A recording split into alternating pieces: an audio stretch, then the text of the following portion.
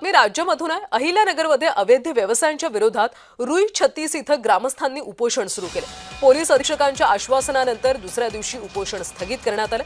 अहिल्यानगरमधल्या रुई 36 इथं सुरू असलेले अवैध व्यवसाय, कला केंद्र आणि लेडीज वेटर सर्व्हिस कायमस्वरूपी बंद करण्यासाठी ग्रामस्थांनी आक्रमक पवित्रा घेतला आणि त्यानंतर सामूहिक उपोषणाला सुरुवात झाली।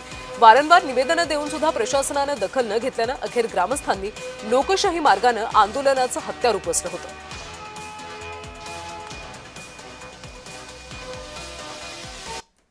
रुई 36 गावामध्ये एक लोकांनी ग्रामसभा घेऊन इथले काही जे प्रश्न आहेत त्याच्याबद्दल त्यांनी उपोषण सुरू केलेलं होतं। या ठिकाणी आज मी भेट दिलेली आहे। गावातील बंधू भगिनी जे आहेत त्यांच्याकडून त्यांचे काही जे समस्या आहेत त्या ऐकून घेतलेल्या आहेत आणि त्यांना मी आश्वासित केलेलं आहे की येणाऱ्या दिवसामध्ये आपण कठोर कारवाई करू आणि त्यांचे जे प्रश्न आहेत तर ते आपण मार्गी लावू।